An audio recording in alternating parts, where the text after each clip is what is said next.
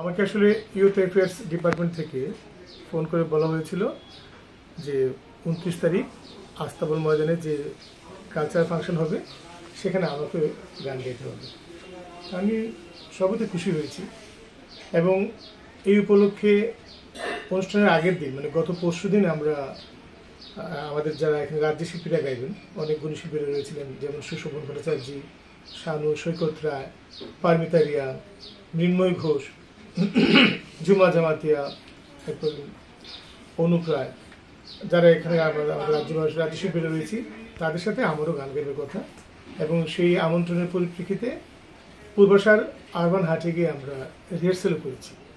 সেটা ছিল 28শে ফেব্রুয়ারি। 29শে ফেব্রুয়ারি ছিল অনুষ্ঠান, আস্তাবল ময়দানের মূল অনুষ্ঠান, যেখানে শান গান গাইবেন এবং আমাদের যে গর্বের শিল্পী সৌরভী গান গাইবেন। তো ওখানে কথা হয়েছিল যে 5টার মধ্যে যাওয়ার কথা আমাকে বলেছে, 5টা রিপোর্টে 6টা থেকে অনুষ্ঠান। আমি সেইভাবে প্রস্তুত হয়ে গেছি। তার অনেকক্ষণ ঘণ্টাখানেক পরে আস্তে আস্তে জানতে পেরেছি যে অনুষ্ঠান তালিকায় আমার নাম নেই। যারা ঘুষ গেছিলেন তারা আমাদের খুবই পরিচিত, ওরা খুব অস্বস্তিতে পড়েছেন, যে কথাটা বলতে পারছেন না আমাকে। আমি আমার যে সহশিল্পী ভাইরা ছিল ওদের কাছ থেকে জানতে পেরেছি, ওরা আমাকে অত্যন্ত উৎকণ্ঠিত হয়ে জানিয়েছে যে অমরদা এখানে ওরা বলছে তোমার নাম। আমি ভেবেছি প্রথমে সেটা হয়তো কোনো একটা ভুল হয়েছে, কোনো মিস বা প্রিন্টিং মিস্টেক হতে পারে। প্রথমে গুরুত্ব দেইনি। তারপর যত সময় যেতে লাগলো আস্তে আস্তে বুঝতে পেরেছি যে অনুষ্ঠান তালিকায় যে নামগুলি ছিল সেভাবেই অনুষ্ঠান ক্রম চলবে। তা আমি যে আমাকে আমন্ত্রণ জানিয়েছিল তাকে আমি খোঁজ করলাম এবং জানতে চাইলাম যে কী হয়েছে। তো কোনো সদুত্তর দিতে পারলো না, বললো যে আমার সাথে ডাইরেক্টর সাহেব এসে কথা বলবে। তা আমি সেই এসে বসে রইলাম। এক অনুষ্ঠান শুরু হলো, আমাদের স্থানীয় অনুষ্ঠান, এক একজন করে গান গাইছে, অনুষ্ঠান চলতে লাগলো। প্রায় শেষের দিকে যখন আমি আবার হঠাৎ করে ডাক পেলাম হচ্ছে, আমাদের তখন আমাদের শ্রদ্ধেয় স্যার পিকে চক্রবর্তী স্যার গান গাইছে। উনি আমাকে সঞ্চালিক এসে ডাকলো যে আমাদের এরপর তোমার গান। আমি যতদিন মঞ্চে উঠলাম, পিছনে আমি আমার হাতে মাইক নিয়েছি এবং ইন লাগিয়ে রেডি হচ্ছি যে এরপর গান হবে। ততক্ষণ দেখলাম যে আমার যারা বাজাবে শিল্পী বন্ধুরা ওদের মুখে একটা হাসি, মানে খুশির ঝলক। সম্ভবত আমিও খুশি ছিলাম, কিন্তু এই পর্যায়ে পরে জানতে পারলাম যখন অন্য নাম ঘোষণা হলো তখন সঞ্চালকের একটা বিভ্রান্তি ছিল যে ডাইরেক্টর সাহেবের কোনো অনুমতি ছিল না সেখানে আমার নাম বলার। তা আমি কিছুক্ষণ বসেছি, এরপর বুঝতে পেরেছি আমার এখন বাড়ি ফিরে আসা দরকার। ফেরার আগে আমি নিজে গিয়ে ডাইরেক্টর সাহেবের সাথে কথা বলেছি এবং বলার চেষ্টা করেছি, কারণ ওদের জানিয়ে আসা ছিল যেন আমি অনেকক্ষণ বসেছিলাম, ওরা আমাকে ডাকেনি, কেন ডাকেনি সেটা আমি যাই।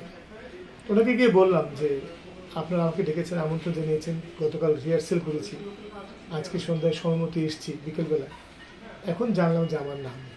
সেটা কেন স্যার? আমি বাড়ি গিয়ে কী বলবো? আমার যারা বন্ধুরা রয়েছেন ফেসবুকে পোস্ট করার পর অনেকেই শুভেচ্ছা জানিয়েছে, এরা যখন জানবেন যে আমি গাইতে পারি, যেমন তুই প্রশ্ন করলে কেন গাইতে পারলাম না, সেটা আমি জানি না।